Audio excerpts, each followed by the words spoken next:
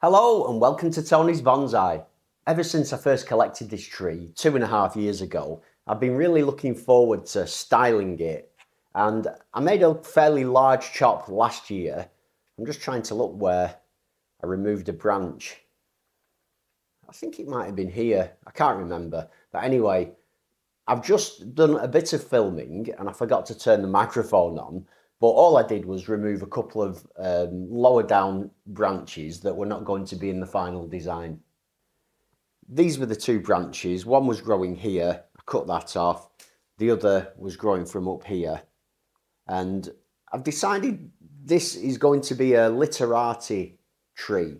And although they were in good positions coming from the outsides of bends, which is part of the reason that I'd left them, I want to go all in on the literati, and therefore I don't want anything obscuring the trunk. I do have a couple of other branches up here. I've always left these in place because I was unsure which way I was going to be going with the design, but now I've made that decision, even ones like this can go, because I want to have that nice flow all the way up to the point where I get a change in direction. And I've got a couple of interesting choices to make in terms of that direction. As we follow the trunk up, we've got 3 options of branches that we can turn into the new leader of the tree. And this is one. So I had been toying with the idea of turning this into the top of the tree because I do like the change in direction. And we could use one of these branches, for example, this one here. So the trunk would come up, it would move across, and then it would go up again, which would be kind of nice. So that's an option. The other option is in here, and we've got 2 branches that sort of come out from this similar point. It's quite difficult to show you these 2 branches that come off in the other direction. One comes here with some nice movement, and the other one is kind of on the opposite side. And this is, well, they're both quite interesting. It's just a question of which one has the better movement. This one here comes up and across, so it's got a nice bend right at the top, which is good, and it's got good taper going into that branch there. It's definitely a good option. I've got 3 good options really, but on this other side, I think one of the advantages that this has is that it comes up, it moves across, but the branch then is quite interesting further along up here. So it's got some really nice movement sort of up at the top, and it's got excellent taper as well up there. You don't need amazing taper on a literati tree, but you do still want it going from thicker to thinner. So I love this top section, and it's got that kind of elegance, that sort of swooping elegance that is characteristic of literati, which kind of makes this the favourite for me. This other one on this side, it's a bit more chunky and it's just kind of straight, and then it moves upwards. So it's a hard decision, this. It's not easy, but what I am doing is ruling out this one. This one that comes out to the side, that doesn't have the same qualities of these other 2 up at the top. And so I'm not going to keep this one. This can go there. Sometimes I like to work by chopping off ones that I know are not going to be in the final composition, such as this. And it simplifies the whole tree and then makes it easier for me to choose between the 2 remaining branches. In fact, this can be cut right back now.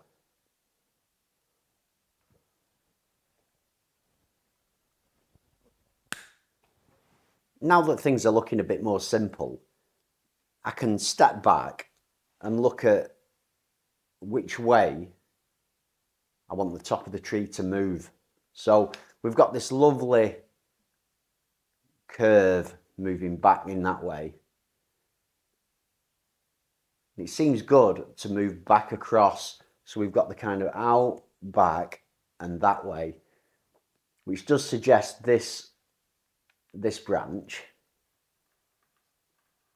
However, if we come round to this side, we've got obviously the movement in the other direction, which is kind of out, back, and across again. So both branches do it. Each would have a different front. But as I said earlier, this branch from this side has got this really nice, gentle, sweeping movement at the top, which I really like. So that's made my decision for me, is what's going on up here. And I think this is going to be really interesting. So the next step is to make the big cut in here and remove this branch. So I'll go in here, boom, off she goes. Too late to do anything different now. The decision has been made. And she's a literati. Well, I'm very happy with how that's going, but I do need to clear some of this branching out just to sort of clean the lines up. This branch here, I wasn't sure previously whether it will be in the design, but it's definitely going now. There's no place for that. That spoils this curve up and across. So anything here that's kind of spoiling the flow has to be cut off. The literati style is a very, very simple style of tree. It's not to everybody's taste, and in some ways they don't really look like trees as you think of a traditional tree. You know, if you asked a child to draw a tree, they would not draw something like this. It's almost more of an artistic kind of interpretation of a tree, if you will. But I love that. I think it's great. And this is a cracking example. I was really lucky to find this one. So everything there that's obscuring that movement is being removed. Even these ones here, there's no need for them because they're spoiling that flow across. And the reason I picked this branch is because I love this movement at the end up here. So I want to be able to see that nice curve. Even though I've made some big cuts and big decisions on this tree today, I'm still left with an option.